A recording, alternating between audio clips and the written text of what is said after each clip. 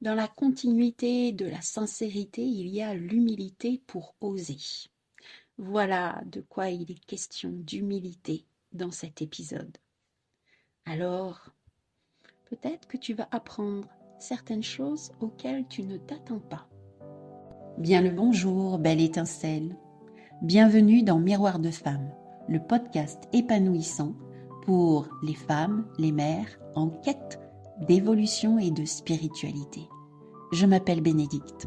Je suis guide pour des voyages d'exploration intérieure grâce au miroir magique que le monde qui nous entoure nous offre. Je m'adresse à toi, belle femme, en recherche d'équilibre entre ton rôle de femme et de mère, toi qui désires être à l'écoute de tes véritables besoins, avec cette volonté d'y répondre en toute légitimité et sans culpabilité. Toi qui ressens l'envie de répondre à l'appel de ton âme pour grandir en conscience et vivre ta spiritualité en toute liberté au quotidien. Je vais te conter ici des histoires de la magie, de l'âme qui agit, des récits de clés qui t'ouvriront de nouvelles portes pour élargir ta vision. Prête pour le grand voyage? Alors c'est parti, abonne-toi pour que chaque épisode arrive à toi. Bonjour à toi qui viens écouter cet épisode clé des compréhensions. Je vais partager avec toi une vision de la qualité de l'humilité qui m'est apparue sous un angle bien différent suite à la lecture d'un texte de la mère.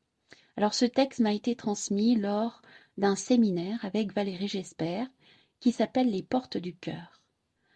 Nous faisions des lectures d'âme, entre autres, et en binôme.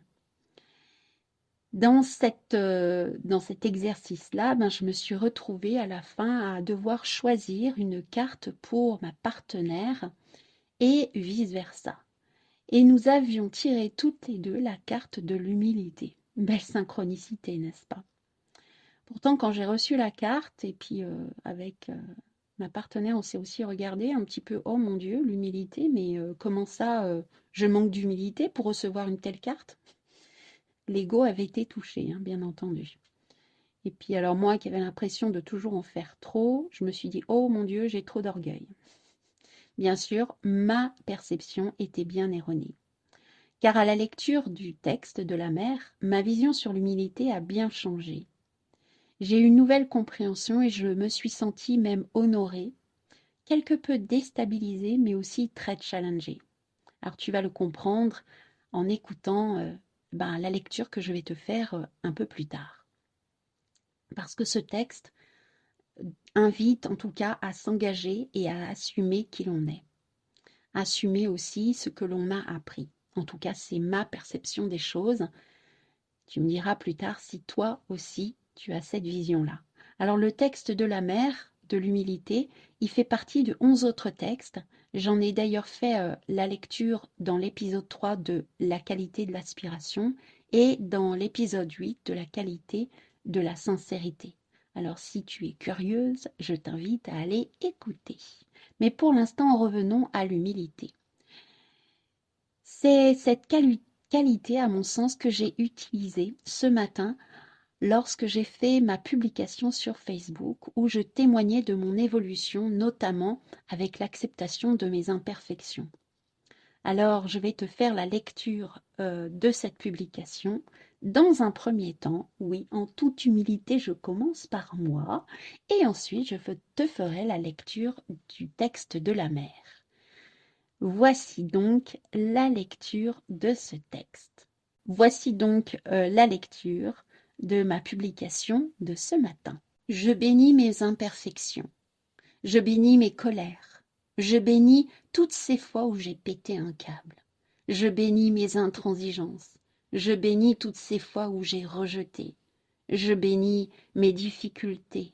Je bénis toutes ces fois où j'ai été à côté de la plaque. Je bénis mes critiques. Je bénis toutes ces fois où j'ai mal fait. Je bénis mes douleurs. Je bénis toutes ces fois où mon corps m'a dit stop. Je bénis mes comparaisons. Je bénis toutes ces fois où j'ai ressenti de la jalousie. Je bénis l'ensemble de ce qui fait de moi une humaine imparfaite. Je bénis tout ce qui m'a rendu complexe et qui m'a donné l'occasion d'explorer, et surtout, je bénis la clown en moi qui m'apprend chaque jour à jouer avec tout ça.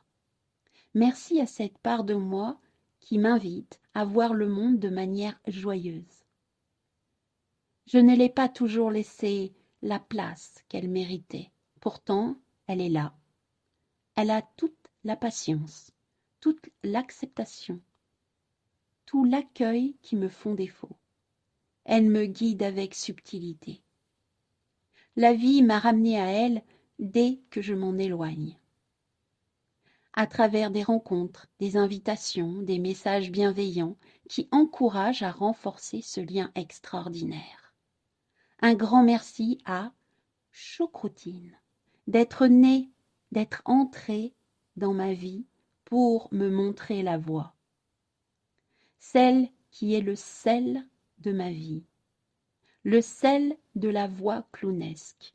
Alors toi qui lis ces lignes, si tu désires te reconnecter de manière ludique et joyeuse, si tu as envie de jouer avec tes ombres pour mieux les accueillir et mettre plus de douceur dans ta vie, je te propose de venir expérimenter le monde clownesque lors d'une immersion.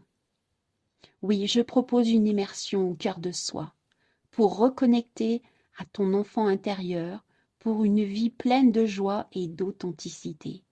Ça se passe du 20 au 22 septembre, cette année 2024, c'est en Belgique. Ce que tu vas y découvrir, c'est la spontanéité et l'authenticité, pour redécouvrir la joie et la légèreté de l'enfant, pour nourrir ta créativité et ton énergie vitale. Ose être toi-même sans peur du jugement et développer une estime de soi renforcée. Créativité et résilience, stimuler ton imagination, je te propose tout cela pour que tu puisses te reconnecter avec toi, à ta spontanéité, à ta créativité. Transformer tes relations avec toi-même et les autres.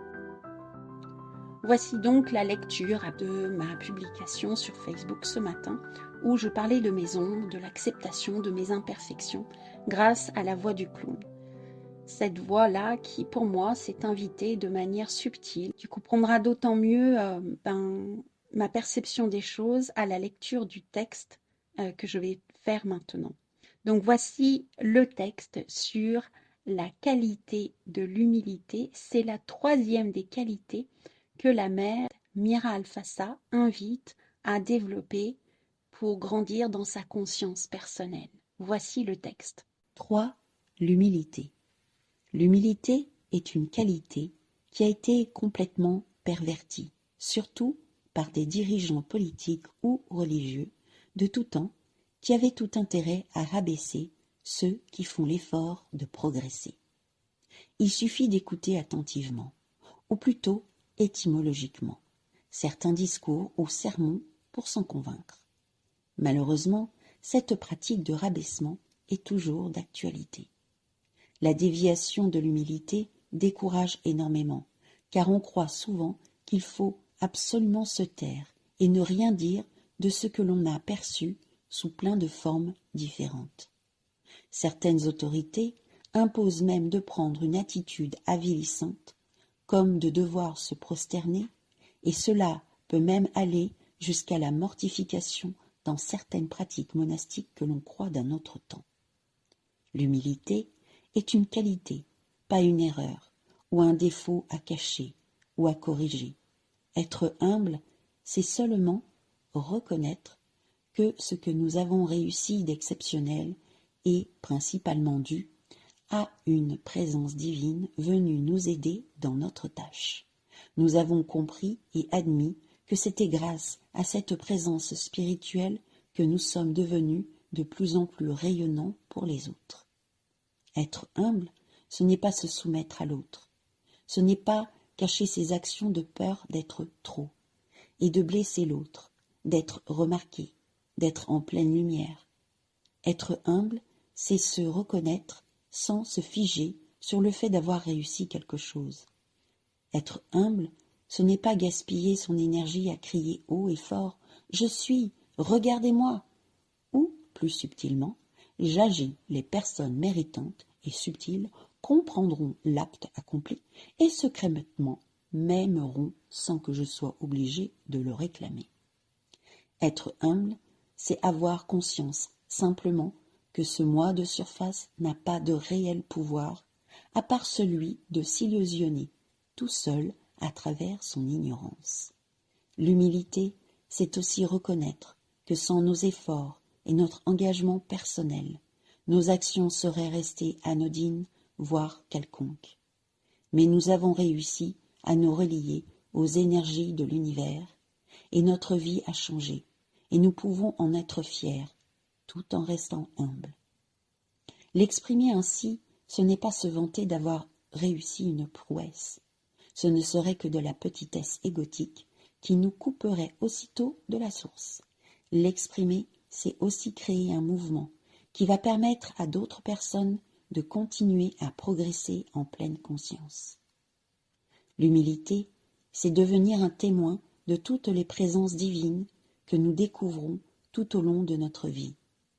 Plus nous les reconnaissons, plus elles se manifesteront, plus elles nous aideront à entrer dans la compréhension de la vie, pas au niveau terrestre, au niveau de l'univers. Il est bon de développer cette qualité, simultanément avec la gratitude, qui nous permettra de mieux comprendre notre place dans ce monde et ce que nous sommes venus y faire. Souhaitez-vous progresser en faisant croître votre humilité? Alors faites-en la demande et élancez-vous dans cette voie. À la lecture de ce texte, je me dis que toute personne qui ose accompagner, guider, transmettre ce qu'elle a reçu, grâce à la connexion à cette part en elle reliée à quelque chose de plus grand, fait preuve d'humilité. Bien entendu, si elle accepte de le voir sous cet angle-là, de se voir comme une messagère ou un messager, d'en être témoin, de témoigner en tout cas de son expérience du divin à travers elle. Alors au regard de mon expérience, avec cette reliance à cette part clownesque en moi, du nom de choucroutine, eh ben je me dis que c'est le divin qui œuvre à travers moi. Ce divin qui a pris cette voie de la joie, de la légèreté, qui m'invite à témoigner, qui m'invite à oser, qui m'a permis en tout cas d'évoluer, de progresser. Cette part de divin qui est là en moi, que j'ai enfin acceptée. Il m'en a fallu quand même du temps pour l'accueillir et l'accepter. Mais maintenant, c'est une évidence pour qu'elle me mène sur la voie de le mot qui me vient, excellence. C'est challengeant, je dois bien l'avouer. Accepter cette voie-là n'est pas forcément toujours aisé. Mais voilà, je fais ce choix-là. Il y a des jours plus faciles que d'autres. Mais j'ose enfin transmettre à ma façon, d'une manière bien particulière, qui est la mienne, de façon unique. Comme toutes les personnes, comme toi qui écoutes là, tu transmets de ta façon unique. Nous sommes tous uniques. Et c'est cette unicité qui fait que nous rendons le monde beau, grand. Accepter cette part-là en nous qui nous relie à tout le reste. Voilà ce que j'ai envie de partager dans cet épisode. Et je me dis, et toi, qu'est-ce que tu en penses? Et puis à la lumière de ces partages que je viens de faire, quelle est ta vision? Comment perçois-tu la qualité de l'humilité? Est-ce que le point de vue que j'ai partagé là avec toi te parle? Est-ce que tu sens au fond de toi cet appel à répondre à ton âme, à te laisser grandir à travers elle? Est-ce que tu as besoin d'évoluer spirituellement pour te révéler? Je serais vraiment heureuse d'avoir ton avis, ton témoignage. Alors je t'invite à me faire part, soit par mail, de ce que tu vis, de ton point de vue. Mon adresse est dans le descriptif de cet épisode. Et puis tu peux aussi me joindre par Messenger grâce au lien Facebook qui est aussi dans ce même descriptif qui te donnera accès à Messenger. Voilà. Et si cet épisode t'a plu, je t'invite à partager autour de toi. Tu peux aussi liker et commenter. Et puis abonne-toi pour que les prochains épisodes viennent à toi. Je te retrouve la semaine prochaine avec un épisode clé des fées. Dans ces épisodes, c'est l'interview d'une femme inspirante qui vient parler de ses rêves, de sa vie, qui vient témoigner. Je te souhaite une belle semaine, merci pour ton écoute et je te dis à tout bientôt. Au revoir.